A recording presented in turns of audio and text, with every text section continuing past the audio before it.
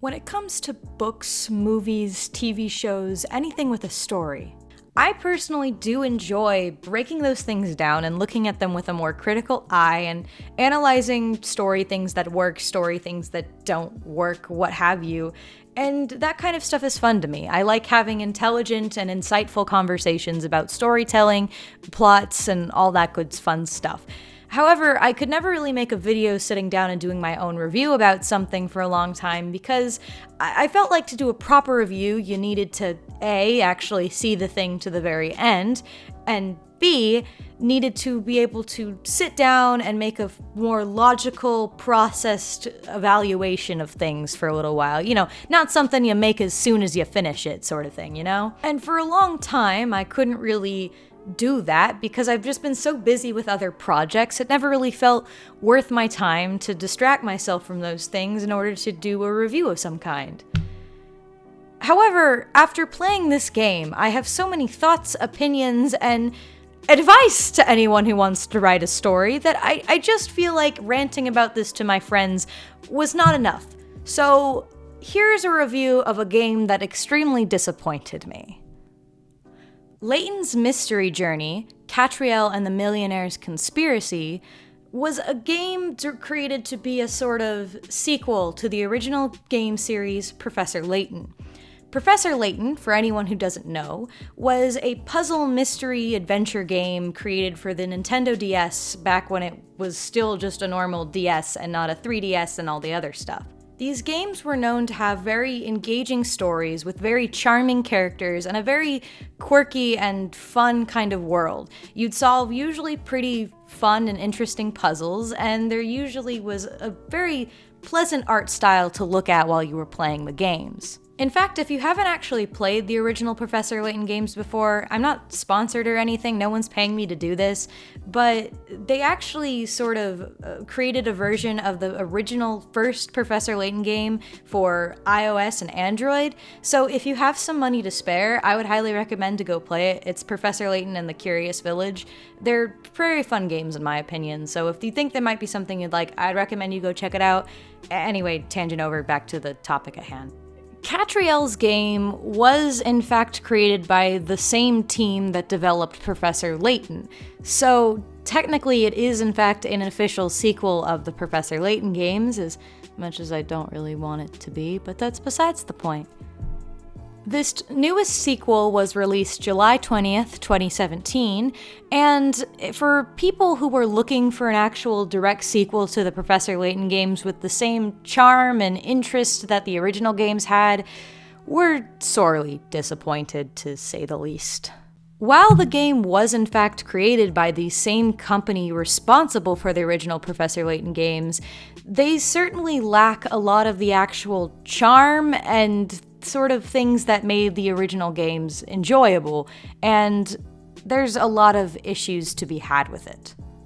Now, for anyone who hasn't played the game, I will warn you right now that this review will be extremely spoilery, and there's nothing that I will be hiding in this review, so if for some bizarre reason you actually want to play the game yourself, you should probably leave now. However, I'm going to try and warn you right now, it's not worth your money. It's a really poorly made game, and in a lot of ways, it's not even a bad game that's enjoyable as a bad game. It's just a poorly designed and developed game. Now, I played the entire game to completion because I had already bought the game thinking that I wanted to play the rest of it, and I also played it to the end because I didn't want to make this review without having seen the game to the very end so I could give my full, developed criticism of it. But for any of you who quit the game halfway through or haven't played the game at all but still want to enjoy this review, we are going to have to do a bit of a recap of everything that happened in the game so some of my points can make sense and so we can all be on the same page here. If you want to skip this recap, I will put a timestamp on screen right now if you'd like to go skip to that point, you can. But now we must recap the game from start to finish with the basic important plot points we need to remember. So the premise of Katrielle's game is that Katrielle Layton is the daughter of Professor Layton, the main protagonist of all the Professor Layton games. However, her dad has seemed to disappear from her life for an unexplained reason at a young age, and she is sort of trying to find him, but that's also like a kind of a second or third goal in her mind. It's not really important enough to be a main plot of the game, you know? And so that's just sort of in the background. However, she's also very interested in puzzles and wants to sort of be a famous detective like her dad, so she's opened up her own investigation agency and is ready to take customers. However, she's pretty disappointed when her first customer is a talking dog.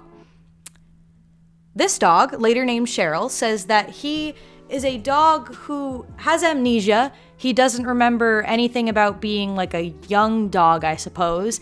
And at the same time, for some reason, some people can hear him talk, but not everyone can. Only some people. And in the game, of course, that is conveniently only the two main characters who can hear him talk. No one else. So we're never actually given a ratio on like how many people can and can't hear him exactly. You're just supposed to assume that only so few of them can. We'll come back to that in a little bit, trust me.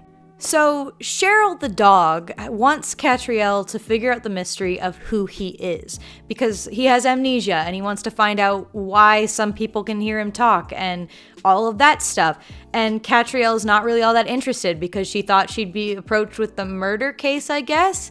It's never really quite explained why she thinks a talking dog is like less important than like a murder investigation. But anyway, so if you thought that that was actually going to be like a pivotal point in the story and that was going to be part of some twist later, you would be severely disappointed because it only gets brought back up again in occasional jokes whenever Sheryl basically says, "You're not working on my case." So yeah, we don't actually learn anything about Sheryl. He's just kind of one of the characters in the triad from this point forward. Now I said triad, so the third person in this triad is a character called Ernest Grieves. He's a kid who kind of just shows up at one point, and it's explained that he's basically like working for Katrielle as an unpaid intern, but not like she hired him. He just kind of showed up and like offered to help, and she was like, sure. And then he just doesn't get paid because he does it entirely voluntarily. And he's like absolutely in love with her, and they make sure to like beat that over your head when in the story constantly about how much he admires her and how absolutely great she is, and how he, for a majority of the story, has absolutely no character other than the fact that he is like totally in love with Katrielle, but she doesn't love him back. Again, we will get back to this later. So the Katrielle game format is based pretty much exactly like the Professor Layton games, especially if you look at the more newer games in the series. Same system to finding hint coins, similar kinds of 3D animations for general scenes, while they have 2D animations for cutscenes, that kind of thing. And so it's basically the same format, which is why I'm not going to feel bad comparing it to the Professor Layton games later on in this review. However, the big difference between the two games is actually the fact that Katrielle's game, rather than having an overarching story plot for the entire game that's constantly moving and flowing like the Professor Layton games, Katrielle's game has actual levels. Now, these levels are technically supposed to be related to one big overarching plot, but again, we'll talk about that in a minute. Anyway, it has a level system, which actually reminds me a little bit of a different Layton spin-off game called the Layton Brothers, which, side tangent, if you want a good mystery game, please go check out that game. I actually replayed it recently because I was thinking about it so much. It's a very, very good mystery game, and so if you have some money to spare or whatever, and you have like an iPhone or something, just go check it out. It's a very fun game, and it's very interesting. It has some actually good plot twists in it. I'm not sponsored, obviously. I just think it's a very underrated game. Anyway, tangent over, back to Katrielle and this mess. So to kind of give a brief overview of what the whole game is like, this first level has a bit more of the original Professor Layton kind of quirky world flair to it. The first level you play that introduces and sets up the plot and the main characters and all that is that one of the clock hands on Big Ben is stolen, and it's been stolen like overnight. And people have no idea where it went, why someone would steal it, how on earth they could steal it in such a short amount of time, etc., but it's gone. So Katrielle is asked if she could solve the case of where it went and who took it. And I believe the solution to that case is that it was these two brothers. One of them was like a mechanic working on the tower, and then the other one was a baker. And the baker was trying to make a cake for like an ambassador guy, and he wanted to make it in the shape of a Big Ben hand. But in order to do that, he wanted a life-size version of it in order to like replicate a mold. So they did something sneaky with like making a wafer version of it, and then his brother switched it out, but then it rained, so like the fake version melted off, and that's why people thought it got stolen overnight, because it rained during the day, you know. And so that's, anyway, so the whole thing was that he was just trying to take it so he could make a mold for a cake for some important guy or whatever, which I wouldn't have minded such a quirkiness to the plot if the rest of the game was like that, but that's besides the point. The first level is supposed to act as a tutorial level, so it's not supposed to be very challenging and supposed to be very riveting. It's just supposed to teach you the mechanics of the game and what you're supposed to do and all that. And for the first tutorial level, it's probably the best level in the entire game, if I'm going to be absolutely honest with you. The next level you play that is supposed to sort of start picking up into the main plot of the story is that there's this Riverside festival that's happening, and over the years it's been losing public interest, and people were actually thinking of just shutting it down altogether because it felt like losing money rather than actually getting anything out of it, and it wasn't that popular. And the whole festival is apparently centered around some like Romeo and Juliet type legend about like two lovers who threw themselves into the river because they couldn't be together. So for years this has gone on, but started to lose interest in it and all that sort of stuff. So they're thinking about taking it down. However, that changes whenever some eyewitnesses claim that they saw two lovers, or two people, a man and a woman, on each side of the river throwing themselves into the water together. And so Katrielle is asked to solve the mystery of what happened and where they are and why no bodies could be found, if it's even true, etc., You find out after doing the case that the person responsible was the mayor, and the whole thing behind it was that the festival is really near and dear to her heart, and she couldn't take having it being taken away because people were forgetting about it. So she had two actors stage throwing themselves into the river so that like public interest would flare up about it again, and so the festival would become popular again and people would start talking about it. Yeah, anyway, the next level after that, level 3, is where the real main Millionaires conspiracy part comes in. So you are invited to a sort of film premiere that's happening, and you're invited by the mayor, who is apparently Katrielle's like friend, I think is actually what it says in the story. Either way, it is here at this film premiere where you are introduced to the 7 Dragons of London, which are these 7 millionaires who are the 7 richest people in London, and they all got rich for different reasons and all this sort of stuff, but they are the most notable and rich people in all of London. The film that you're watching is being hosted by one of these 7 dragons, who is a film director and all that. So you go in to watch the movie. However, when you sit down and you're watching the final scene where the two lead actors kiss, it's cut out and it just suddenly stops, like it was never filmed. So you're trying to figure out who cut the film and who cut the kiss out of the final scene and all that. And you find out that it's like someone who either works for or was friends with the guy who made the movie, and the whole reason why they cut it out was because they said like, that's not you did that out of pressure, that's not like how you film things, it's not your style, you know, you're just so stressed about it being like a big hit and all that, so I cut it out because it wasn't you. And so by the end of it, it's reshot to better fit the style of the director and all that, and yay, everyone's all happy and all that sort of stuff. But now we've been introduced to our 7 Dragons of London. So what's the next case? Well, perhaps one of the only cases that I kind of liked because I thought the twist was kind of funny, which was case 4. Case 4 follows this lady who, I should mention, looks like the kind of lady who would own a Persian cat. She looks like that stereotype, and that's important. So she tells you that she has an important reason to see you, and you find out the reason why is because her pet cat Rex has gone missing and run away, and she needs you to find them. So obviously her manor is like just decked out with like cat pictures and cat toys and all this sort of stuff, whatever. And you go chasing after this cat that you believe is hers, that is all white with like a bow on it and all that sort of stuff. So you're chasing this cat around town, but then suddenly you find out the cat, it belongs to someone else, and you're like, wait a second, if we're chasing that cat and that's not hers, where the hell is this cat? But then you find out that apparently she actually hates cats, and it suddenly dawns on everyone that like it's actually, she doesn't own a cat at all, and that her pet is actually something else. And I will say it was kind of funny when the actual twist was that her pet Rex was an iguana of all animals. And the reason why there was so much cat paraphernalia around the house, even though she didn't like cats, was she believed that would scare him into staying in the house.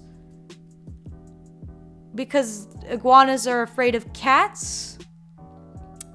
That part didn't make a whole lot of sense. But anyway, that's what happened. Case 5, of course, is for another one of the 7 dragons, and this one didn't actually make the money herself. She inherited the money from both her parents who passed away. Now, when you go to her manor and you get invited to solve a mystery, her manor looks like a stereotypical haunted house sort of mansion kind of thing, and it's all spooky trees, and it's like really distant and far apart from the rest of the buildings, which is kind of funny, but that's something. And you go in here and she tells you that she wants you to help solve the case of that her house is rumored to be haunted, and that she wants you to figure out what's going on and all that. And while you're traveling around finding about these rumors of all the spooky stuff, you start seeing them happen, and it's so spooky. And if you can already tell that she's the one behind the spooky stuff, you'd be correct, because that's exactly what it is. It just turns out that she's acting like her house is haunted because she's really lonely, so she feels like if she can make it seem like her house is spooky and haunted, that would make people notice her and talk about her more, because she just feels so lonely and in her manor, I guess. So the next one of the 7 dragons you help is a bank manager of one of the biggest banks in London, I guess. And they recently had like all of the paper money in their safe just suddenly stolen out of nowhere, although like everything else in that safe, like gold bars and stuff, I think were like still there, but all of the paper money just gone, and they have no idea who stole it. It's like a new safe, and it's super high tech and all that sort of stuff. So they hire Katrielle to figure out where the money went and who took it, and you find out that the only thing that actually happened was that they had a ventilation system in that vault for some reason, and it had a giant fan, so literally all the paper money just got sucked out of there and like expelled across all of London for people to just pick up and find. That one I constantly forget actually happened, because I always have to look and remind myself that it happened, because it honestly was pretty boring. The next case that was less forgettable was that it's actually not one of the 7 dragons that hires you. It's like his right-hand man who asks for your help, because that dragon, he owns like a big news company that reports news and stuff. But their biggest story was about this like superhero of like the less like favorable streets of London called Ratman, who would run around speaking in rhymes and like kicking criminals' butts and all that sort of stuff. And he was like their biggest seller and like their top story and all that. However, he suddenly just disappeared and stopped showing up. And the guy's worried that Ratman might be gone. However, the actual dragon who owns the place, he basically says that like, oh, just don't bother, it doesn't matter, we'll talk about other stuff, like, just, it doesn't, like, it's fine, we're not gonna go out of business, whatever. But of course, the other guy is very adamant about you solving the case and all that. And you find out through all your exploring, and this is maybe one of the ones that had a little bit more suspense because the environment was different. But you find out by the end of it that it is actually the head of the news agency, one of the Seven Dragons himself, who was actually Ratman all along. And the reason he stopped doing it was because he recently had a baby, and he didn't want to, like, risk his life when he had a baby now that he had to worry about. So he just decided to put the mask up and leave it alone. And then by the end of it, it was just that he went back to it, like, for his kid, like, to be a role model kind of thing. And now he has a whole team of people who come, like, help him out and fight crime as well as, like, the rat men kind of thing. So finally, the last of the Seven Dragons that you help out when it comes to solving cases is a guy who owns, like, a whole thing of, like, ships and stuff, and he's about to set cruise in one of their newest ships, and Katrielle's invited to come along because she's become so close to the Seven Dragons and all that sort of stuff. But you find out that there's this whole thing where it's like they have this, like, gorgeous golden statue that is, like, you know, really expensive and fancy looking, and they said that people who can, like, successfully do this scavenger hunt can get wins the statue, essentially. Which also, I don't entirely know how that scavenger hunt was supposed to work, because it was like 3 miniature statues that you have to find, but it's not like there's duplicates, but you have to find all 3. So that would mean that whoever technically found the first one would kind of win automatically because they're the only one who could win by finding the other 2. I don't know, it was weird. But anyway, of course, though, it's interrupted when you go back and you find the golden goddess statue has been stolen. Dun dun dun. And you have to find out who it is. And the solution to this one is that it was the crew who stole it together as a unit. And the reason why was because originally the guy who bought the ship, the dragon who bought the ship, bought it from these sailors who kind of were in a bind, and so they had to give him this ship. I think either that or it was like scam or something like that, but they wanted to basically buy it back from him, so they thought, we'll steal the statue, sell it, and then we'll have to take that money and buy the ship back. And then by the end of it, he just is like, oh, well, now I feel bad, so here, I'll give you all your own ship, and I'll, like, everyone can be happy, yay. And that's about the end of that. The next case, which honestly made me a little bit mad.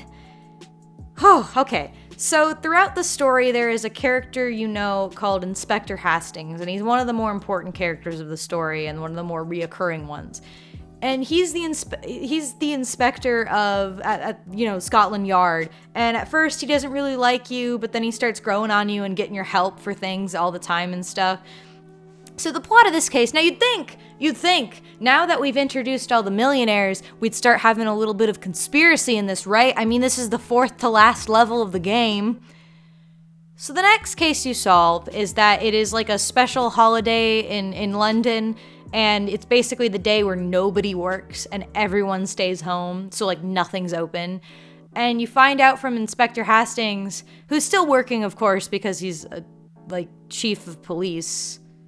You know, he kind of needs to work to keep the peace. But he has forgotten that it was his wife's anniversary with him and that he didn't get her a gift. And now he's panicking because nothing is open. So he's asking Katrielle to go find a gift for her, please, and all this time. And then at one point you talk with her and she says, like, you know, I thought he'd be here to spend time with me because no one's working today, but I guess he still has to work. Now, would you be surprised if the solution to that case was literally just, oh, she doesn't want something physical from you, she just wants to spend time with you. That's it. There's no twist. It's just, we'll talk about it more later.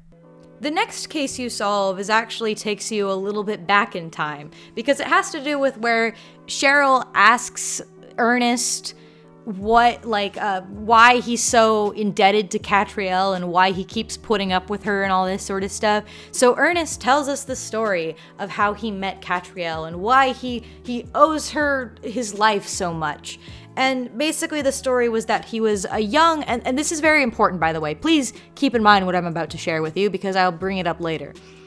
He was a young student just starting university, and he gets accused of stealing this professor's really important, philosophical papers over, plant science. And he's accused of stealing it so he could possibly get expelled, but he is proclaiming that he's innocent, and he swears that he's innocent. So Katrielle walks in the door, and they play a cutscene where the lighting is so perfect, and it's like love at first sight, because that's the main part of his character is that he's so in love with her. Anyway, so she walks in, and she basically says, he should be given a fair chance. I want to investigate, yada, yada, yada. And so she helps Ernest to try and figure out what actually happened and to prove his innocence. And the ending of the story is apparently that it was the professor all along who destroyed his own papers because they were due they were due tomorrow, but he didn't feel happy with them, so he thought destroying them would give him more time. But then he was all scared because he didn't have any research, so now he can't meet that next due date. It does not make sense. And also, it's really obvious because there's no other characters introduced that could have possibly have stolen the papers. So from the beginning, it's either Ernest or it's the professor. And it's quite obviously the professor. And then after that, his reasoning for it doesn't make any sense. But either way, Ernest is free and he's totally fine, and he even offers to help the guy write his next paper. Hey, I could help you write it for you, I could give you advice and my opinion and all that sort of stuff. And the guy's oh great, this first year in college is gonna help me write my important essay that I destroyed for some reason. Yay. But anyway, that's why he's so indebted to Katrielle, is because she proved his innocence. So now he's I owe her my life kind of thing. So yeah, that's Ernest's recent backstory, as we will learn more about him later. Now, you'd think that the second to last level of the game would have a little something to do with the Millionaires conspiracy. Now, you would be incorrect because it has nothing to do with the Millionaires conspiracy. So, the second to last level of the game is that the lady who owns a store right next door to Katrielle's agency has been found dead and is assumed murdered, and Katrielle is the prime suspect because she was the last person to see her alive. Now, obviously, we all know that she did not murder the lady, but the person accusing her is the chief inspector at Scotland Yard, a character whom I should mention we have not met in this game until this point. This is the first time we've ever heard or seen him at all. But now he is convinced that he's accusing her of murder, and Katrielle is convinced that if she goes with them to be interrogated, that they will do everything they can to pin the murder on her, even though she knows she's innocent. So instead of going with police, she decides to run, and she goes on with Sheryl while Ernest stays behind to distract the police and all that. So she's running around, and eventually she actually is helped by her quote-unquote rival throughout the game. There's a character called Amelia, who is supposed to be Katrielle's foil character, and is supposed to be a bit of a rival, and I say that with air quotes because she's not really a rival so much as she doesn't really like Katrielle's strategy of solving things. Katrielle doesn't care. It's a one-sided rivalry, if anything. But, for a while, she doesn't really like Katrielle all that much. But in this case, she sees that, oh yeah, I think they're totally trying to pin the case on her. You know what? I will mislead the chief inspector to go look somewhere else for her while I go actually help her, solve the crime or whatever. So anyway, the solution and the actual reality of the crime was that the chief inspector was behind it all along, if that wasn't already obvious enough. But the reason why and the entire backstory is a little bit weird. So, first of all, the lady was not murdered. She was an older lady who reached up to grab something from like the top of a cabinet. It was a marble stone like mannequin head, and it fell and it hit her on the head and it killed her like instantly. So the chief inspector runs, like he walks into the shop for whatever reason, and he sees her dead. So he tries to resuscitate her first, and after that failed and she's clearly dead, decides, I have a rivalry with Inspector Hastings, and I don't like that he's getting all this help from this like random inspector chick, you know, who's trying to like being a detective and all that stuff. And I don't like that. And I take this very seriously for some reason. So you know what I'm going to do? I'm going to tamper with evidence at the scene, and I'm going to stage it to look like Katrielle murdered her, and I'm going to try and pin this on an innocent girl so that I can get back at my rival partner because I just am so angry that he's beating me. If that sounds ridiculous, and also, by the way, by the end of it, he's totally forgiven. He's entirely forgiven. There's no punishment for him. And if that sounds ridiculous, I know. We'll come back and talk about this more in depth in a little bit here. Now, finally, the final case of the game. The one that's supposed to bring everything together and be the whole entire plot of the Millionaires conspiracy finally happens. So, it goes out like this.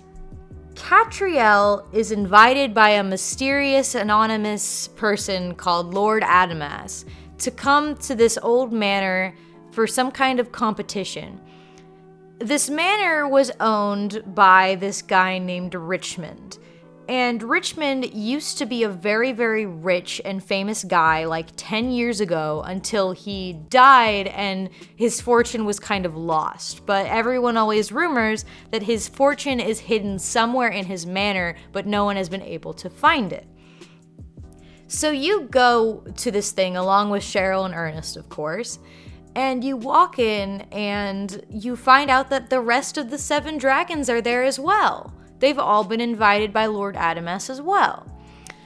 And so what you find out is basically what's happening is that Lord Adamas comes on and he basically says, like, I've set up a challenge for you. There are 4 rooms with puzzles in them. If you can solve these puzzles, if you can solve all of these puzzles and all that, then the winner will get all of the Richmond fortune. But the losers will lose all of their own fortunes. And in order to do this, they sign contracts. And at first you're like, well, they wouldn't do that, would they? And then they're all 7 of them are signing away. And the whole reason why is because there's something that they want to hide, or like they feel like they have to for reasons, you know, it's obviously talked about like vaguely whispering and all that stuff. But they participate. Although there's some weirdness because it says that it's like their darkest secret that gets revealed, but it's also they lose their fortune. And I'm not sure if it's both of those or if it's either or. But anyway, that's besides again, that's another thing we'll bring up later. Anyway, when you are spoken to by Lord Adamas, he basically says that he's invited you to be, well, first of all, he was originally intending to invite Professor Layton, not Katrielle, but she came anyway. So he's like, what I want you to do is I want you to be like an arbiter. I want you to be like the manager who walks around, makes sure everyone's like following the rules and all that. And you know, all that, which you would assume would mean you are not allowed to touch the games and the puzzles because you're not supposed to, you know, I would assume the like judge of the competition is not supposed to touch the puzzles. However, the first thing you do now as signing away as arbiter is you walk into a room and you solve one of the puzzles in there with the 2 millionaires inside. And after solving this puzzle, the 2 millionaires are declared you have lost because you didn't solve the puzzle. It was Katrielle who solved the puzzle. So you're losers and you have to walk like the Hall of Shame. And now you've lost all your fortunes. So they're like, well, that sucks. And they leave. Now you would think that Katrielle would think, I kind of just screwed these guys over because I solved the puzzle rather than helping them solve the puzzle, or like, you know, just not touching it to begin with. And you'd think she'd learn that and then like not do that again. So she solves the other 3 puzzles as well. And all 7 of the dragons end up losing their fortunes because she solved the puzzles for them. Yeah. Anyway, So the last puzzle, however, after it being solved, Katrielle says, "Oh, I didn't solve that one. Ernest, you beat me to it. I couldn't solve that one. I guess I have to walk the Hall of Shame as well," which she's obviously doing because she wants to explore the halls and see what's up and find out clues and all that. So she goes and to the Hall of Shame and leaving Ernest behind, but Sheryl follows after her, so Cheryl's coming along for the ride. And then you find you find a bunch of secrets and all that alluding to what could have happened, like what the whole conspiracy is and all that sort of stuff. And then you find a kid's room where it talks about this kid who was apparently the grandson of Richmond and all that good stuff. And so you find his room and you're snooping around, and suddenly everything comes into clear focus. And so they all go back to the manor and they're all talking. And that is when it is revealed that the big plot twist to this whole conspiracy is that Ernest Grieves isn't actually, that's not his real name, and he's actually the grandson of Richmond, and therefore technically the heir to the Richmond fortune.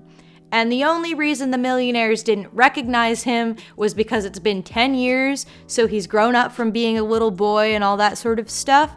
And you find out the whole reason for this plot was because he believes that the 7 dragons stole their fortunes from his grandfather and was the reason why he and his mother were left on the streets and why his mother died because they were impoverished. And they were impoverished, by the way.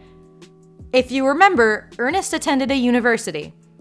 Anyway, so she died, and his last promise to her was that he wanted to get revenge on the people who stole his grandfather's fortune. So he set up this whole thing to where it's like, I want to steal their fortunes from him. I want them to lose everything because that's what they did to my grandfather, and they stole it from him. And that was his entire plot and his entire motivation. Now, if that feels like a very sudden twist, it's because it is. And I should make note, there is absolutely no foreshadowing to this twist, maybe besides some subtle things in this level alone. Throughout the rest of the game, this plot twist is not foreshadowed, and we will talk about it more later, but that is the big plot twist. Ernest Grieves is actually Miles Richmond, who is the grandson of Maximilian Richmond, and he wants revenge on the 7 dragons for stealing his grandfather's fortune. However, it is actually found out that that is not the end of it all, because what is found out is that they actually didn't steal their fortunes from Richmond, because Richmond basically gave him a diamond mine. They didn't steal it from him. He gave it to them, even though they insisted he keep it because he was going broke, but he insisted they keep it, so they kept the diamond mine, and so he died like absolutely broke.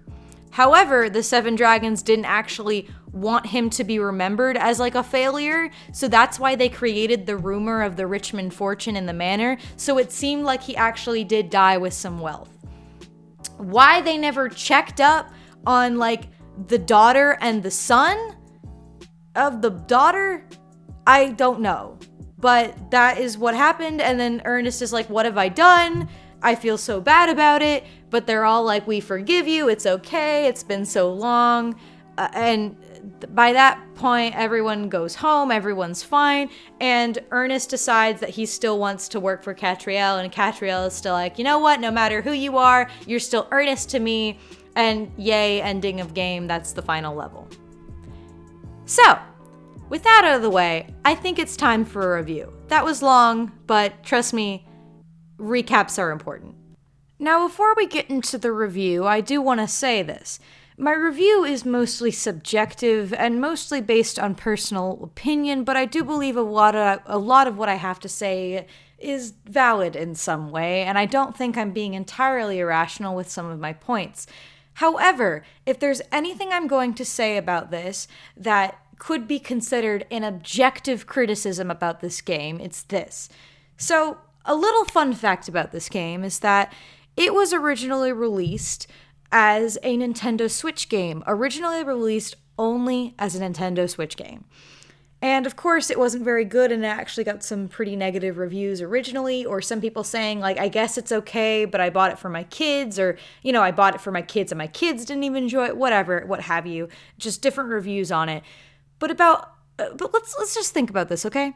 When it was released for the Nintendo Switch, it was priced at, as I believe, upwards of $30, possibly even more. That's a lot of money, but of course they can market it as such because it's from a popular franchise. However, not that long after releasing it as a Nintendo Switch game, was it then released for iOS and Android for only about $10 maximum. Now, I don't consider buying a bad game inherently a scam because it could be bad for subjective reasons or what have you. However, I do consider it a bit of a scam to release a game for about upwards of $30 for a Switch. I believe it was actually even around Christmas time, so you can tell why they released it back then. And then very, very soon after, release it for iOS and Android for much, much cheaper. And it's not like there was much difference in the game. It wasn't like there was more content on the Switch version than there was on the iOS version. It was the same game. So if there's any point I can make in this review that might be an objective criticism of the game, it's that. And I pity the people who made the mistake of buying it for the Nintendo Switch whenever it was available, because they genuinely did get scammed. Now, that being said, let's get into the more subjective part of this review, where I go in and I critique all the things I've made note of about this game, about what I do like and what I don't like and what have you. So I do first of all want to go over some of the very few things I did like about this game, because I do want to be fair and express some of the things I did think this game did well, or the things that I did generally like. The first one being that I actually do really like Katrielle as a character. Originally going into it, I was a bit worried that I wasn't going to like her, because typically when people do the whole, they're the daughter of blank character, or they're the son of this character, I have to go on with a bit of cynicism, because they tend not to be done very well, and they tend to be very generic characters, or like a gender-bent version of whoever their parents were. However, I do generally like Katrielle as a concept and as a character. She has a very distinct personality as from her father, and she's interesting in a way. She kind of has that weird sort of jump to conclusions that her father has, but unlike Professor Layton, whose conclusions are taken with a sign of respect and benefit of the doubt, she's always looked at like, what the hell are you talking about, Katrielle? And that's a little entertaining to see that throughout the story. So Katrielle as a main character was not actually all that bad, and she had a bit of an interesting personality. Was it executed very well? We'll talk about that. I will also say that there are some other characters that I do or did rather like a little bit. I am someone who can find stereotype humor a little bit funny when it's done correctly, and some of the characters were interesting and they were entertaining to see or listen to when they talked and all that sort of thing. For example, Katrielle's foil character, Amelia, was a very interesting character, and she did work very well as a foil character to Katrielle given the context we had. However, just as well there are some other characters I do like, there were plenty of characters I really genuinely hated because they were just so poorly executed and poorly written. Another compliment I guess I can give is that some of the levels when put into a bottle were okay, and they were kind of cute. You know, when you're chasing a cat around town, thinking in your mind it might actually be a dog you're supposed to look for, and then it finds out no, it was an iguana all along. That's kind of funny, and that's kind of interesting. And some of the game's puzzles were sort of clever and sort of charming, although certainly outweighed by the amount of levels that were not very good, and the amount of puzzles that were kind of dumb or a little bit too easy, even when they were declared to be hard puzzles. But we'll talk about that a little bit more. My point is that there were some levels that if you were to condense them into a bottle, they were okay and they were structured fine and all of that. And some of the puzzles alone weren't too bad. Now, if you think that that was a very short list of compliments, you'd be correct. Unfortunately, there's just not a lot of this game that I can look at and say that I genuinely like, because I either just didn't like it, or whatever it was I kinda liked, but then there's some other negative thing that goes alongside it that I really don't like. So, without further ado, let's get into my list of problems that I had with this. I have organized this list from my more nitpicky, a little bit less serious problems, but that stand out whenever a game is bad anyway, to my worst problems that really made the game a loss for me and that made me either angry or extremely upset. So let's start with my more nitpicky issues, shall we? Issue number 1. This felt like it was a game made for kids, but in the lazy way. Future Zodiac right here, because I just need to clarify on something. Some of you now may be saying, well, Zodiac, you showed a screenshot of the app version earlier, and on there it actually does say it's for 4 and up. So why are you even pretending like it's a game, like, oh, it looks like it's a game made for kids. It was made for kids. Well, see, here's the funny thing about that. On the Switch store, on the Nintendo website for the game, it's rated 10 and up. So you see why there's a little bit of convolutedness here? Not only that, but there's a level about murder in the game. Murder. So I think that would lean a bit more towards the 10 and up side and not so much the 4 and up side. Anyway, that's not even the main point of my thing. I just wanted to clarify that just because it said 4 and up on the App Store doesn't necessarily mean the game was made for kids. Especially 4-year-old kids, mind you. So, anyway, I'm done here. So, I'm sure we're not all foreign to the concept of whenever people critique certain children's cartoons and children's movies, and someone rebuttals them by saying, well, it was made for kids. Now, this argument can work, and it can also not work depending on the context. When we're talking about the concept of a storyline maybe having, a bit too much of a perfect ending or whatever, it can be very easy to say, well, it is supposed to be made for kids, and it is supposed to, most kids don't want to see a story where all their favorite characters die or end up miserable, So, there is some degree to where the argument of, well, it's a game aimed towards kids or made for kids or supposed to be on a kid's level, where it can work and things like that. However, there's also a certain limit and a line drawn where saying it's made for kids becomes an excuse and not an explanation, and this game is a perfect example of when saying that would become an excuse and not an explanation. For one thing, the decision to make this game aimed for kids 4 and up or 6 and up or whatever it said on the App Store is one that kind of baffles me. I mean, you're making a game that is supposed to in some ways be a direct sequel to the Professor Layton games because you're the same company that made the original games. So considering the fact that the audience that would have loved and cherished those games would be an older generation now, it seems odd to aim a game specifically for kids. Although you can still do that for sure, it just seems like a weird choice since typically kids that young have never heard of Professor Layton or have never played the original games on the original DSs they were released for. However, even while this game was aimed towards kids, it seems to be doing it as an excuse to have a poorly written story as if, well, they're dumb kids. They're not going to notice, nor are they going to care that the story writing and the levels are kind of dumb because, they're kids. And I'm someone who believes that kids are a lot smarter than we give them credit for. Are they geniuses? No. Are there certainly still things that they're not going to be able to understand? Yes. But kids can tell, some kids at least, can tell when a story has been poorly written or when something is just way too easy. And I remember actually distinctly, you're gonna have to take my word for it because it's kind of piled under piles of reviews, but I remember there was actually a review where a mother said that they gave this to their 5-year-old child, and their 5-year-old child came back telling them about how poorly written the game was. And I think that kind of says something, if that is in fact true.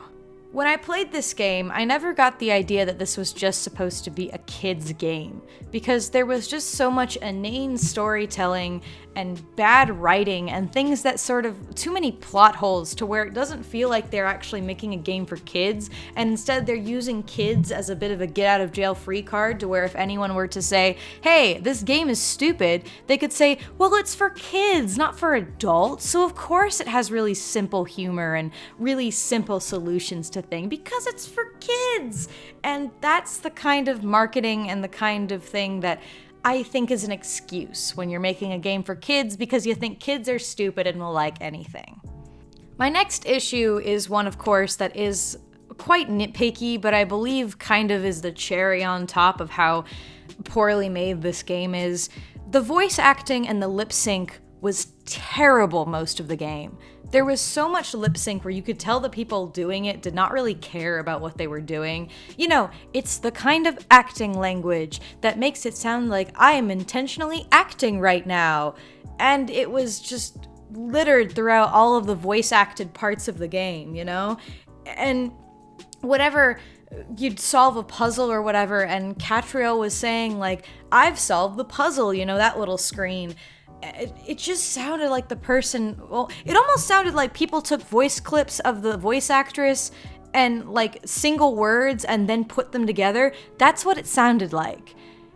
Which is really bad when it's one piece of dialogue that you're reusing it throughout your entire game. It shouldn't sound like a Google Maps knit together of words. You know what I mean? And on top of that, the lip syncing was awful. Now, I've done animation. I know how difficult lip syncing can be.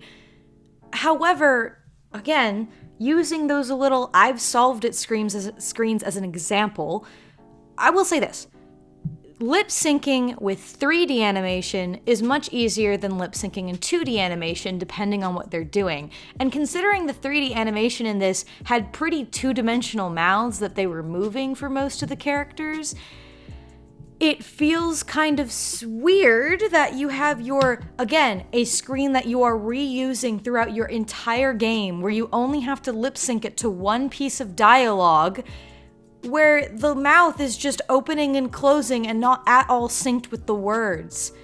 I can understand when you have talk sprites and written words on the screen. I mean, they're not saying it. There's no need to lip sync those parts. But when you have a part with dialogue that you are reusing every time someone solves a puzzle, I feel like you could at least put in a little bit of effort to at least lip sync it properly. And it was just something that annoyed me throughout my entire experience playing it, because every time I saw it, I just could see how not synced to the words it was, and it was extremely irritating. My next issue is that four important characters to the game had the almost exact same faces and body types. Now, I need to say this. I'm not going to go on a whole spiel about same face syndrome and things like that, because I have a totally different opinion on that. It's not always a bad thing, and it's not always a criticism to say these 4 characters look similar in shape, body shape, and face shape, therefore it's bad, because sometimes things like that can be done well and it can work. You know, if your whole world is going to be an anime world, then whatever if everyone has the same face, so long as you can tell what characters are which. However, Professor Layton games are very, very, very well known for having extremely varying face shapes and body shapes for all of their characters. Certainly they do have some reoccurring ones, but you rarely see those characters with similar faces standing in the same room together. And you know, obviously, when you're trying to make someone look intentionally pretty, sometimes there's only so many different ways you can go with that, you know, to make someone look conventionally pretty. And you know, in Katrielle's game, there were plenty of background and side characters who had very varying face shapes and body shapes that were interesting and depicted something about their personalities like the original games would do. However, Katrielle, Ernest, Amelia, and also one of the side characters of the 7 Millionaires had the exact same facial construction and body shape as each other. Considering 3 of the 4 of those characters are important characters who are often in the same room together, that's not good, and that's extremely lazy. And it's frustrating to me a little bit here because we have 4 extremely different characters. One of them is supposed to be younger than the other 3 main characters. The 7 dragon that has the same face and body shape, she's supposed to be a much younger girl. So for her, that works perfectly. But then you have these 3 important characters with these drastically different personalities who basically look like they could be brothers and sisters of each other. Like that, it was something that bugged me so much throughout the entire game, especially when you have Amelia and Katrielle as foil characters, and you can tell with some of their colors how they were supposed to contrast, you know, Amelia having cooler colors and Katrielle having warmer colors, but why do they have the exact same face shape with a different skin tone? It was something that just made me very upset because the game showed that it could make interesting and diverse characters within the game with different body shapes and face shapes to show a personality and all that, and yet these main characters, basically in comparison to the background characters, all look the same. And it was something that bothered me so much in the game because I just didn't understand why, especially with Ernest. Why does Ernest, who's supposed to be a love interest and who's supposed to be very different than Katrielle, look like he could be her brother? Because they have the same face and body shape. It just did not make sense to me. So in the game, something I didn't mention before is that while you're playing the game, during every level, you have this piece system as you're playing through the game that basically acts as sort of like how close you are to solving the case or how close you are to the end and all that stuff, called the piece system, essentially. At least that's what I've called it because they're called pieces. Now, obviously, this is supposed to be a little bit of a play on words of, you know, putting the pieces together for case. However, the way the system in the game was executed is extremely jarring, and it was entirely useless. Now, in the original Professor Layton games, of course, there's a bit of a difference because this game is level-based, and the original games were all one connected story. But in the original game, throughout the story, you would have these sort of, I think, about 10 to 12 panels that would change as you found out more information about the case you were on and all these elements of the story. And sometimes they could change 3 times when you find out something that's a bit of a twist or something like that. And these are used to show your progression through the story as well as active reminders of things that you have learned. So while clearly this piece system is supposed to have a similar purpose to that, it was extremely stupid. I'll say it frankly. The entire time when you're doing this, every single level always had 6 pieces. And sometimes the pieces you found were, the information they had were kind of useless. And they didn't actually have much to do with the very end of the level or anything like that. But whenever you would get them, the game would, like, let's just lay this out. In the original games, when you'd find out this information and these facts, there would be a quick slide screen to the thing where they would update, you could read it real quick, and you'd immediately go back into the game as if it hadn't happened, and you just it kept the momentum of the story going. With the piece system, however, whenever you find another piece, there's this huge animation thing where you get another piece and then you gotta put it in the right spot in the puzzle, and then there's all this like glowing effect, and it takes about a whole minute of like sitting here, and then you read the information and then you go back. It felt as if it was ripping you out of the story to basically tell you something you already knew. And then on top of that, What could have been interesting is that if throughout these levels you would get pieces and they would give them to you, however, you were in charge of putting them together. You were in charge of figuring out what kind of picture they made at the end, and you wouldn't be able to solve the case until you had all of the pieces and you could put them all in the correct place. Now that would have been interesting, and it would have been a little miniature puzzle you're doing throughout the levels of trying to figure out what picture you're making. But in this game, no, instead, again, you always have 6 pieces, and they give you a silhouetted shape of what you're trying to make, and it's not like the pieces are small and it kind of looks like it could fit anywhere.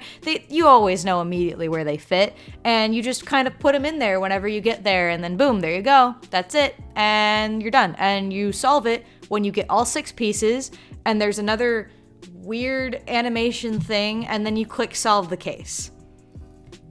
It feels as if the game is holding your hand like you're a 3-year-old toddler and saying like, look, see, you've gotten to the end of it. Now click this button to like end the story.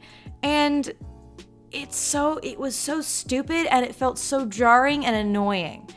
And again, with every case only ever having 6 pieces, and with you always knowing where you were in terms of the story, whenever you get 5 pieces, it starts making you feel like, okay, gotta go get that last piece, come on, let's go. And so you just start, it makes your brain want to just rush through it and get it over with, instead of actually trying to learn things and understand where you're going. And it was just a very, very terribly executed system for getting clues and putting things together that could have been executed so much better. Again, had there been no silhouetted puzzle, have they left it ambiguous how many pieces you had, and had they let you figure out how to solve the puzzle and put them all together, even if it was kind of obvious, that would have been far more interesting and engaging than having this stupid silhouette where you put in the pieces where they obviously go and then you click a button and solve it, and it takes you out of the story. And it was annoying because it was every single case that did this, and it was always the same routine every time. And it was just something I wish would have been done and executed so much better, and it so could have been executed better, like I said. Now let's get a little more out of the more technical aspects of the game and get more into the actual writing part of the game here. So my first point here is that Sheryl, the talking dog character that follows you around, is an extremely useless character, and his story does not make a lot of sense, and he feels like a cheap vessel for comedy and just to kind of have another character in the game. Now here's the thing. Professor Layton's original games were always quirky, and they had somewhat like this very subtle, mystical, unrealistic effect to things, kind of like a reality distortion kind of thing. And so magic is never confirmed whether or not it's a real thing in the world, and typically it can kind of be put down to being quote-unquote science magic, but it always has a little bit of a fantastical feel to it. So for me, seeing a talking dog being a plot point was interesting to me. It wasn't something stupid. It was something that, oh, this could be very interesting. And I had originally thought that Sheryl was going to play a very pivotal part in the plot of the game and that his story was going to be the main focus. And I was extremely disappointed that you open the game by saying, here's a talking dog with amnesia who wants to find out who he is, and then nothing ever becomes of that throughout the entire game, which is implied that it will be solved in a later game, but it was frustrating, because throughout the entire game you're sitting here thinking, okay, does Sheryl have something to do with this? Are we gonna learn more about the talking dog? And you just don't, and he's just used for some cheap puns and comedy half the time. And something I have to really get in here and analyze how lazy this was actually used as a plot point and how cheap it was, is the fact that it is explained to you early on that the whole thing with Sheryl is that some people can hear him talk, but most other people only hear dog noises. And again, he doesn't know why, and he's asking you to try and figure that out for him. Of course, that's never given an answer, but here's what my point is. The only characters that are acknowledged in the game who can hear Sheryl actually talking are Ernest and Katrielle. You know, the two main characters. Even though Sheryl was implying that there were other people who could hear him, because clearly the only way for him to know that would have been he had to talk to other people, you know, and it seemed to be something he very well understood here. Yet throughout the entire game, where you have all these different side characters and all these different important characters, only Katrielle and Ernest can hear him talk. And it felt like such a cheap excuse to have him talk but not have to actually dive in to have anybody freak out like, there's a talking dog, or, you know, again, an excuse not to actually develop his character or advance with anything in his story. I would have even been fine if they planned to solve this mystery in a future game, but they actually had you maybe solve a little something, had a little bit of foreshadowing at the end, like a little bit of a hint to something, but there was none of that. So it just felt like a cheap excuse for comedy, and it felt like, you know, you're actually just kind of being lazy with it and saying, well, we want to just get him in the game, so just shoehorn him in there at the very beginning, and we just don't have to talk about it for the rest of the game, even though there are plenty of plots in the game that went sidetracked from the main conspiracy that we're supposed to be solving here. So there doesn't seem to be a reason not to actually advance his plot a little bit in one of the levels or something. And it was extremely frustrating to have such an interesting story you could be talking about and seem to just ignore it in favor for many less interesting plot lines that actually didn't have much to do with the main story at hand. So, for my next point, let me just ask this rhetorical question to you. Why do we like mysteries? Why do we like these adventure games? Well, typically because there's some kind of stakes to it, you know? There's something that where the stories keep getting more intense, and there's always some kind of threat for consequence. You know, sometimes mystery movies will have the idea that there's a murderer on the loose and we gotta solve it or they'll kill again, you know, stuff like that. There's stakes, and that's typically what makes most stories interesting, is having those kinds of stakes in there.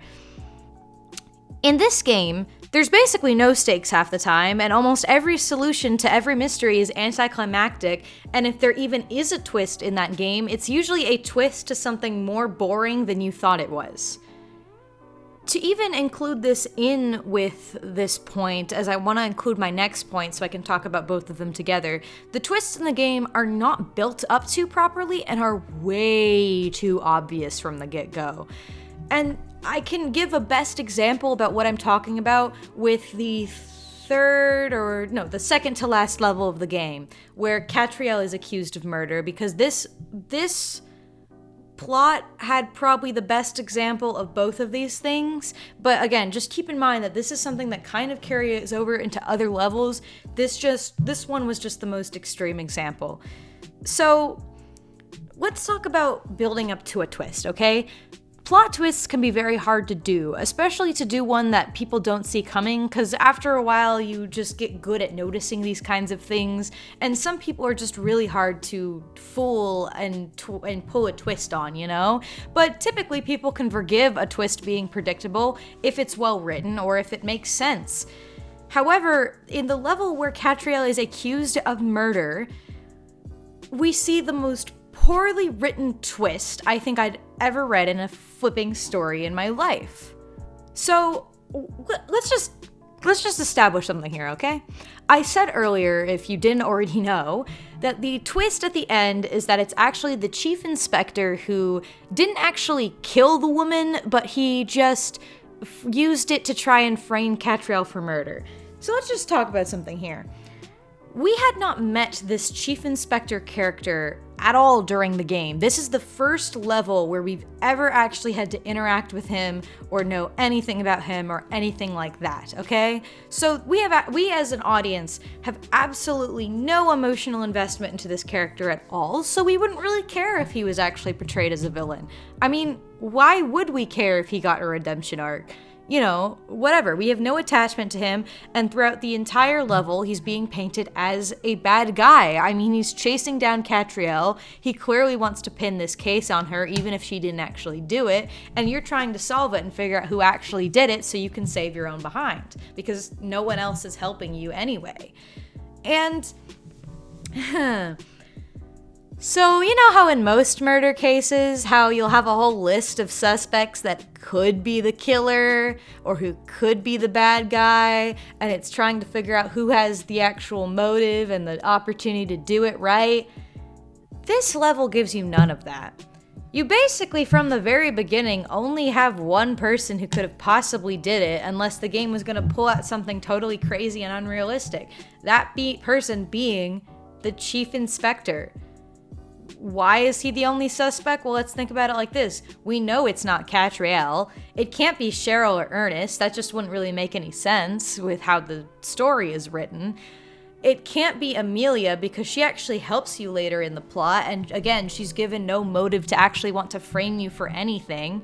It can't be Inspector Hastings because he from the very beginning believes you are innocent, or at least has enough doubt in his mind that you're innocent, so it can't be him. So the only person that it could realistically be in terms of how the story is written is the chief inspector, because no other character in the story at that time had any real plot to them or character to them to where they'd be an important character that you'd be considering. And on top of that, you get the information within the first 20 minutes of playing the level that the chief inspector and Inspector Hastings have a rivalry, and that the chief inspector would do anything to increase his reputation. I wonder who it could be. I wonder, who could it possibly be with this information? And again, remember that piece system I mentioned? That was the second piece out of 6. Like, the level wasn't even trying to hide it from you. So again, now even that aside, even the poorly written build up to this twist, because then everything else you get is still, Katrielle's sitting here wondering, I wonder who it could be, even though there's no other character that you're given that it could possibly be at all. You're not given any, you're not even given a red herring. You're not even given a character where it's it seems too obvious. You're just kind of told from the very get-go that it's totally the chief inspector that's responsible for this.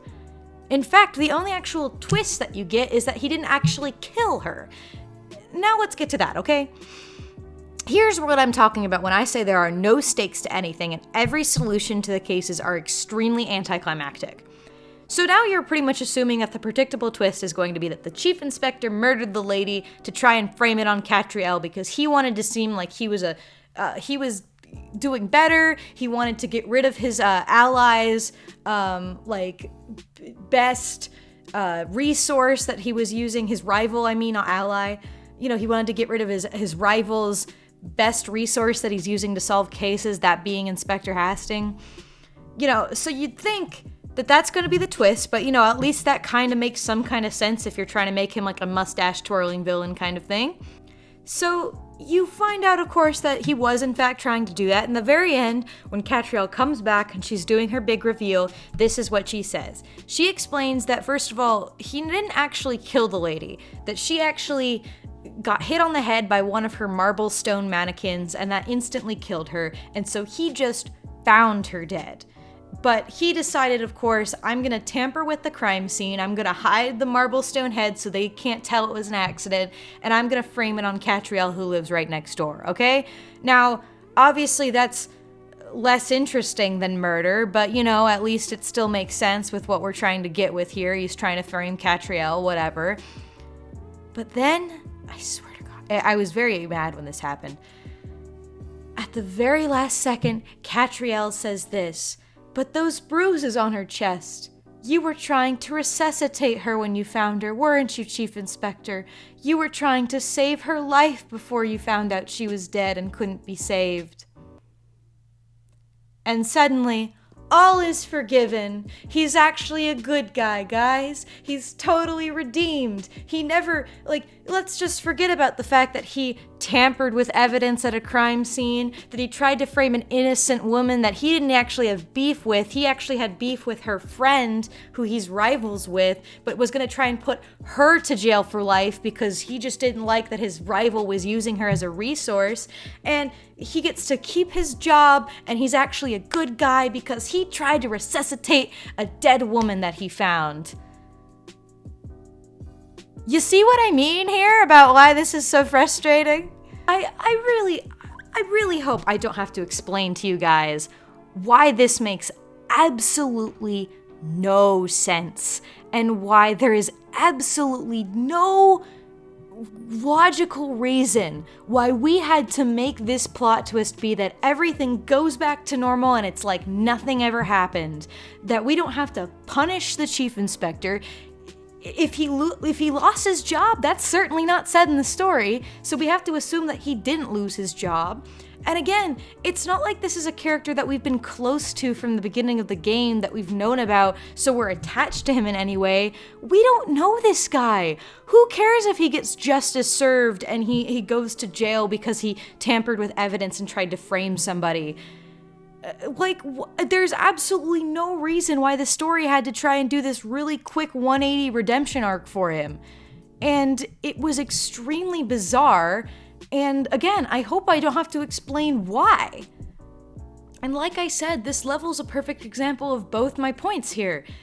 The plot twist is not built up to properly. It's built up from the very beginning. That, they don't even put things in the correct order. They give you the most vital piece of information at the beginning, and everything else is basically filler from that point on because now you already know who did it. And then again, the twist at the end isn't even the most interesting twist. It's some really quick, shoveled in plot twist about how he's actually a good guy, and here's his really 2-second redemption arc because he's totally not a bad guy for trying to frame someone because he tried to resuscitate her from the start. So it was extremely anticlimactic, and it made no sense, and the plot twist was not built up to properly. And the rest of the game has other levels like this. This is definitely the worst example, but this sort of thing is reoccurring throughout the game. Having poorly built up to plots and having very anticlimactic storytelling that has a twist that is less interesting than the obvious twist that you thought it was going to be, or even an obvious twist that has something more to it that's even more boring than it could have been. Now let's talk about the level that probably made me the most physically upset when I played it, and it just made me feel so frustrated. So, for context, listen. When you play a game with levels, there's just kind of a certain expectation that we normally have that typically levels will escalate, that each level is going to be more engaging or more interesting, or in a mystery game, for example, that each level the stakes are going to be higher, or it's going to be something more extreme, which you do see in some places in this game. I mean, obviously, solving a murder is different than chasing around someone's lost pet, but that's why this fourth to last level is so infuriating. For context, this game has roughly 12-something levels, with varying levels of quality and all that, but you'd expect the 8th level in the game to at the very least, be more interesting and more engaging and more plot relevant than the first tutorial level you played. This level is about how a guy forgets his wife's birthday and they need you to run around and get a present, but all the stores are closed, and then at the end, she just wanted to spend time with him. The end. And when I played that level, I cannot express how frustrated it made me, because not only is it a level that is so late in the game, but essentially, you have to pay to play that level. That level that has absolutely nothing to do with the story at all. It doesn't include any of the millionaires that you're dealing with, nothing. It accomplishes nothing, and it felt like the worst kind of filler episode in an anime kind of thing. You know what I'm saying? And not only that, but it was less interesting than the tutorial level.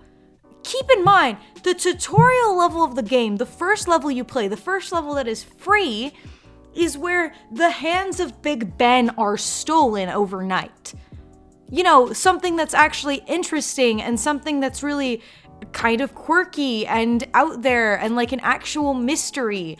And yet this one, the 8th level into the game, is basically a super cliche, I forgot someone's birthday, like my wife is gonna kill me, help me get a present. And then, of course, the obvious plot twist is, well, I just wanted to spend time with him. Like, it's just from a storytelling perspective, it is just so insulting, and it's so frustrating when you paid for this game looking for some kind of like overarching story and plot to have this sort of almost this interruption for some really mundane, boring plot where the solution's obvious. And like, no, you can't say that, oh, well, it's a game made for kids, because kids don't find those plots interesting. They might find it cute, maybe, but the level when I was playing it felt like, hey, we need more levels to this game. What should we add? Just throw something in there about like Professor Hastings forgetting his wife's birthday. There we go. No one will care. It's fine. Whatever. And it's just irritating. I wouldn't even have an issue with this level if it was the 2nd or 3rd level into the game, because at least those levels were free. But I do have an issue that it was the 8th level into the game and that it was just shoehorned in so weird, and it kills a person's mood when you're playing a game like that. It kills it so fast, especially when the game already up to that point was so problematic. Speaking of overarching plots, that's my next point here. Now, when you have a game that is level-based with different levels that you're going through to get to a certain goal, there's 2 main ways you can go about it. You can either have each level be its own story in a bottle, or you can have an overarching plot throughout all the levels that it builds to. Maybe a little bit of both if like the beginning levels are meant to teach you things and don't really have anything to do with the story later, but generally those are the 2 main routes people go. And that's obviously not to say people can't do it differently. That's the whole point of art and being creative and all that sort of thing. However, this game, it was as if it didn't know whether it wanted to be a bunch of separate stories that are, episodes in a bottle kind of thing, where everything goes back to the status quo by the end, or if it wanted some big, intense, overarching plot. And there's a few factors as to why this game did their levels so poorly. Now, first of all, we're talking about a game that's trying to be a direct sequel from the original Professor Layton games. Now, I need to step back a little bit and clarify something. I'm someone who believes that depending on what you're critiquing, that sometimes it's not always valid to compare a spin-off or a remake to the original work, depending on what it's trying to be. So, for example, just to keep it sort of Professor Layton related, I personally wouldn't compare the spin-off game Layton Brothers to the original Professor Layton games, because that game knew what it wanted to be and it was different. It was intentionally different from the original game and wasn't trying to be a direct sequel. It had its own kind of gameplay mechanics. It had its own kind of story. It was aimed towards more teen, young adult kind of audiences. It had its own art style even that was different, still reminiscent, but different from the original Professor Layton games. And the only mention of Professor Layton is just kind of through casual passing through words. So in that case, I don't think it's fair to compare those 2 games, because they are in essence different games. You can play both and not have to play the other to get a good experience out of it. However, with Katrielle's game, it's clearly intended to be a sequel. It's the same reason why they slap Professor Layton's Mystery Journey instead of Katrielle's name at the front, because they're trying to attract the Professor Layton audience from the get-go, you know? And the fact that the game is set up with so much similarities to the more recent iterations of the Professor Layton games for 3DS, you know, with all the mix of 2D and 3D graphics and all that kind of thing. The fact that Professor Layton is talked about so often in that game, and it's constantly readdressed that Katrielle is in fact his daughter, clearly showing that that is an important plot point for us to remember. And on top of that, the fact that it's supposed to have the same art style and be set in the same similar place to where the original games were set, that tells me that it is trying to be a Professor Layton game, and in that case, I think it's entirely fair to compare it to the original it's trying to spin off from, because that's what it's trying to be. So, with that being stated, now I'm going to compare it to the original games. In the original Professor Layton game, the entire story is, at the end of the day, an overarching plot. There may be subplots, and there may be things that might not relate directly to the main plot, but at the end of the day, it has a start, a middle, and an end of that story, and everything leads to that end. So, and you know, like most stories have subplots, that's a normal thing. So, it's not an unreasonable expectation, as somebody who's played Professor Layton games in the past, to think that a mystery game like Professor Layton, or that's trying to be Professor Layton, that each level is going to lead to some overarching plot.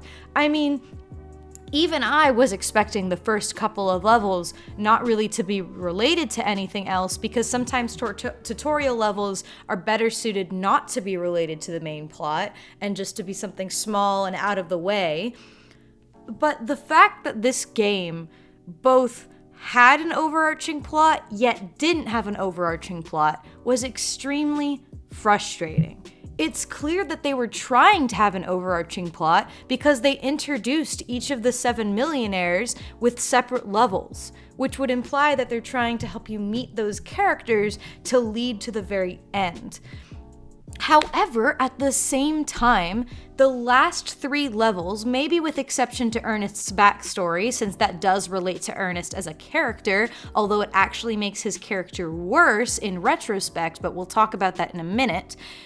But the last couple of levels had absolutely nothing to do with any kind of millionaires conspiracy. And even the levels where you're meeting the millionaires, nowhere in those levels are it talked about the actual conspiracy that is the main focus of the last level.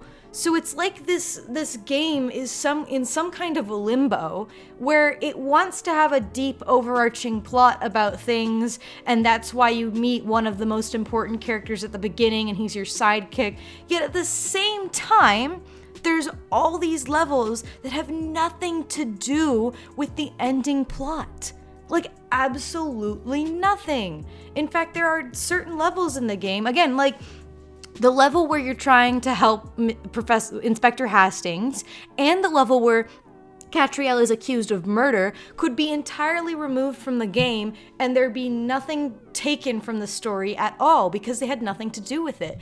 Even the backstory with Ernest, if it was actually removed, it would make Ernest's character make more sense than it does at the end because of that backstory being included. And I know that sounds confusing. Again, we'll talk more about Ernest in a hot second. But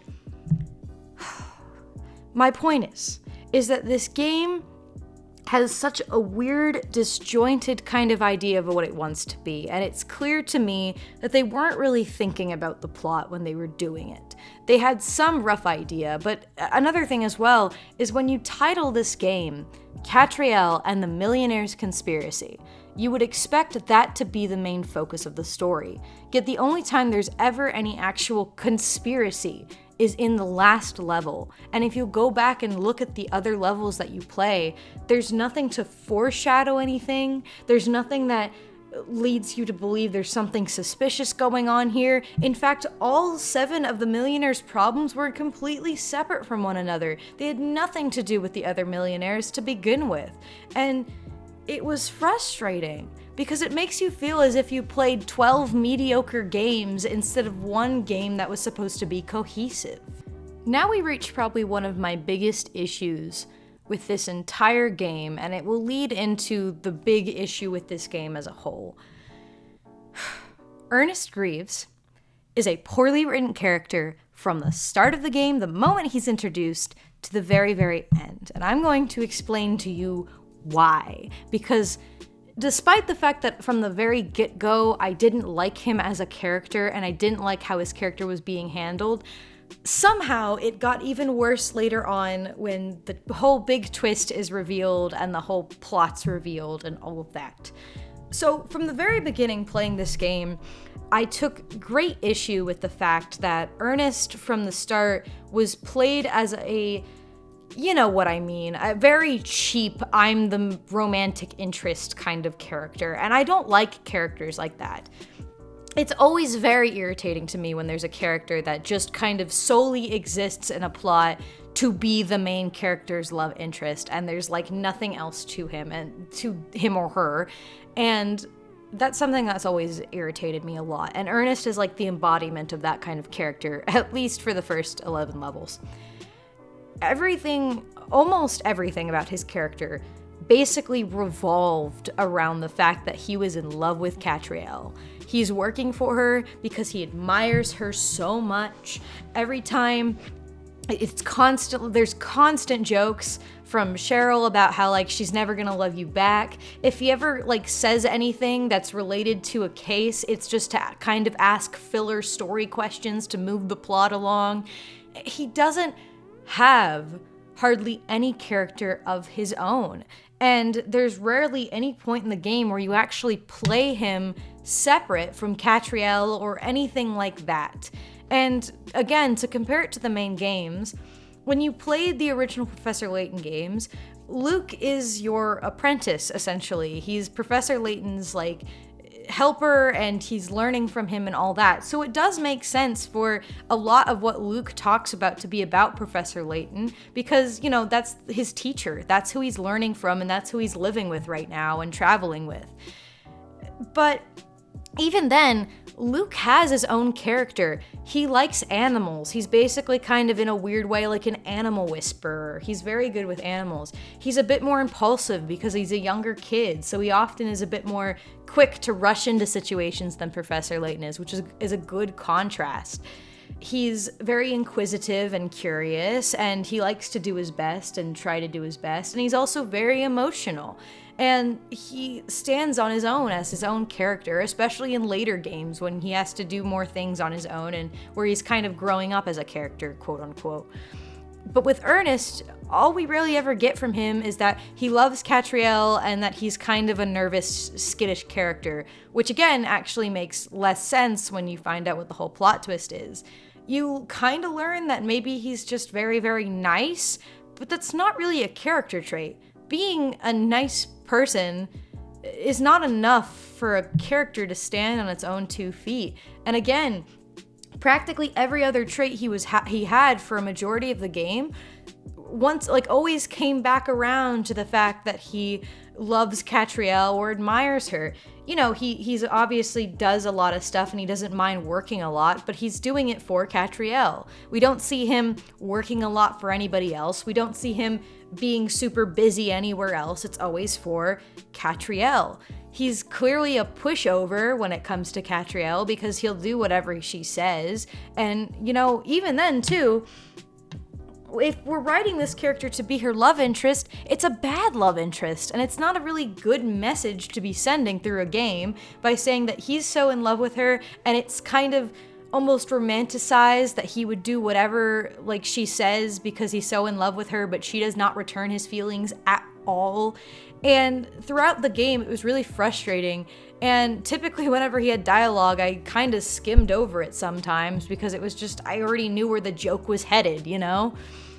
Again, the whole joke about like every time we have to bring up how he's in love with her and she won't do anything back, but he doesn't care. It got really annoying and repetitive after a while. And then when we talk about him towards the end of the game, that's when things go from just being kind of an annoying character trope to genuinely being bad writing and bad character execution.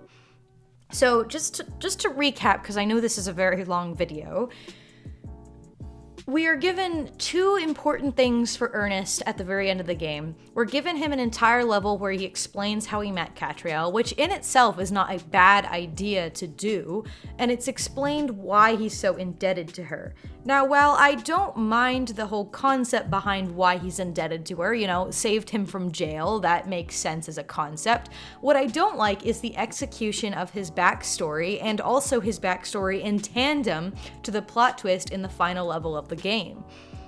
So already, when we're playing his level about his whole backstory, about why he's so indebted to her, it is played off like it was a love at first sight kind of thing, as if there was far more for his reason to going with her than just him saving him from jail, you know what I mean? Because when she's introduced, there's this whole sparkle effect. When she walks in the room, he stares with the sparkly eyes. There's like this lovey-dovey kind of effect. So it would imply that there was some kind of love at first sight when she walked into the room.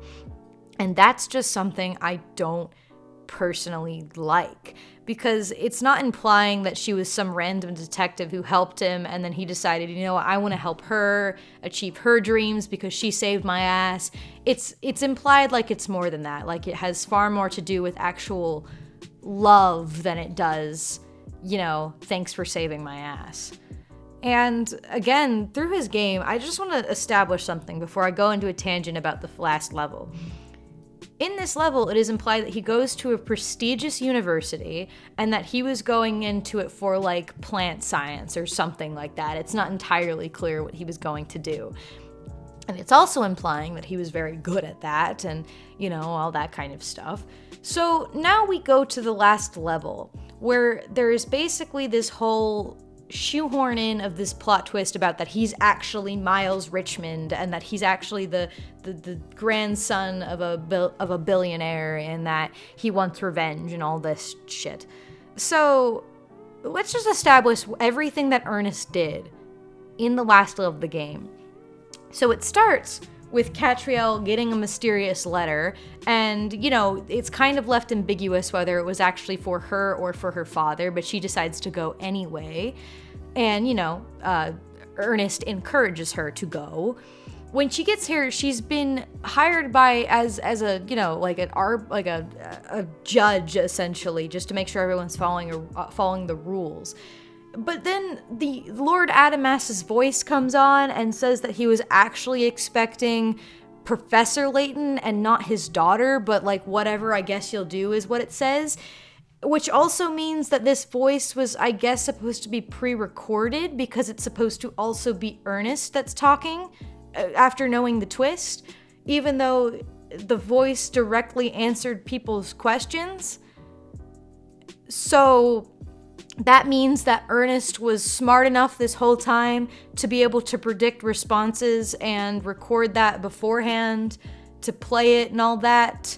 Because at no point in the level is like, does he ever sneak away? He's there the whole time. And then of course, when Katrielle is going through and solving all the puzzles, like, he never says anything about the fact that she's breaking the rules or that, that she's doing anything weird. And then of course, when she fakes it and says she didn't solve the last puzzle correctly, he doesn't try and stop her or say that, no, you totally did, or he just kind of goes along with it. And then, when she's snooping around the place with Sheryl, I guess Ernest was just standing there in the lobby because there's like nothing else he could have been doing that whole time. Anyway, and so then of course you find out, and here's another thing as well. Throughout the level at the very beginning, you get these little tiny voice dialogues from Ernest where he's like, things look familiar. But then if you consider the fact that he's premeditated this plan, why would he say that? He went back to the mansion already. It's not like he has amnesia or like he's forgotten about this or he hasn't been back. He went there to set this up.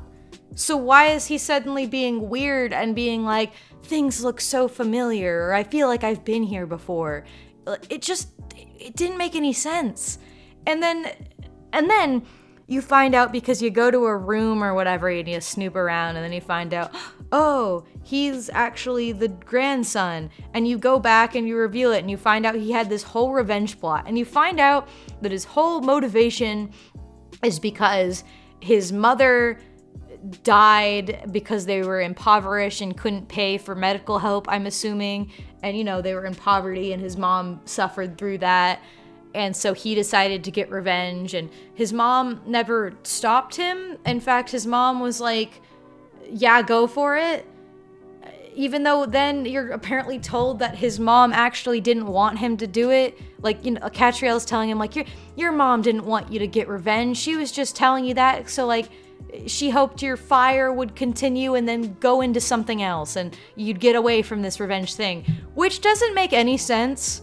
When I want somebody to not, like, do a stupid revenge plot, I don't think I'd tell them, yeah, go for it, with the assumption that they'd then, like, put that energy into something else. Like, it doesn't make any sense. It genuinely doesn't. And then again, think about this. Okay, think about this. He's supposed to apparently be revenge crazed, and that he was apparently smart enough all along to, like, have a fake personality, I guess, the whole time, to be able to fake being super nice and sweet. And then, like, it turns out he's actually, like, revenge crazy. And then, like, not only is he revenge crazy, but he was impoverished, and his mom and him were destitutes, yet somehow he got into the nicest university that he could have in London for plant science. You see how, like, this is not connecting, and it almost feels like they wrote the backstory and the ending plot, like, entirely separately? Because it genuinely doesn't make sense. And then, he becomes Katrielle's assistant because that helps him with this plot. And then, like, he's so dedicated to her, yet he somehow had time to sneak off to this mansion and, like, build all these puzzles and set up all this shit for all of that. And then don't even get me started to the whole point where it's like he invited Katrielle, the one person he knew who could solve this mystery and, like, catch him in the act. He invited her intentionally because he gave her the letter. And if he sent the letter, he obviously didn't mean it for her father. He meant it for her. And so there's, like, no point in her being there at all. Like, there really isn't. And if it was a whole point, like, you could say, oh, well, he was trying to make sure he could go. He's a flipping adult. He can go on his own. He had no reason to invite Katrielle along. And, like, oh, goodness.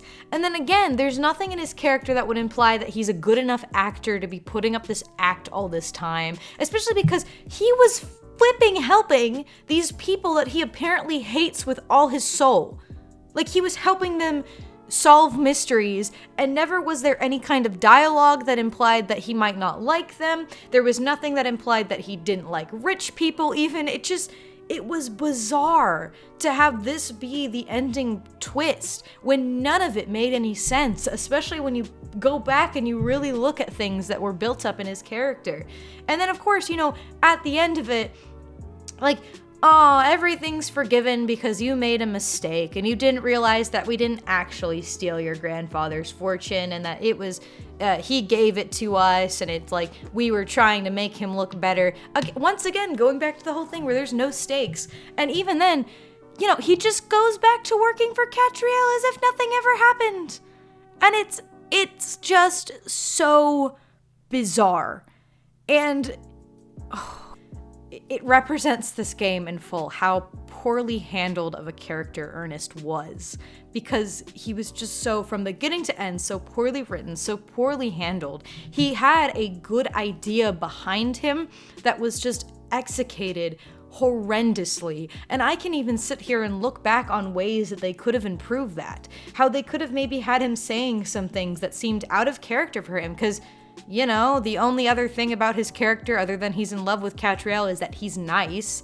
So I don't know, they could have had him say some things about the millionaires behind their backs that sounded a little less than nice, and then could be like, Ernest, that seems really out of character for you to say that, or like, why do you think that? And he just kind of avoids the question. That would have at least built up to some kind of overarching plot. But yet it felt as if they were writing this story as they went, and when they got to the final level, they're like, oh, hey, we need a conspiracy here.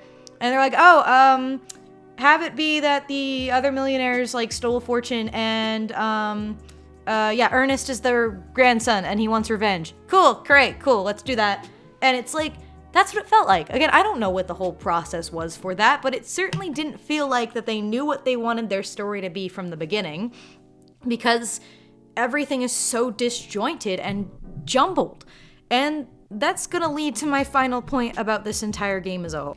The main point that I took away from this game, and my main criticism about it, is just that everything in this game is just so horribly written.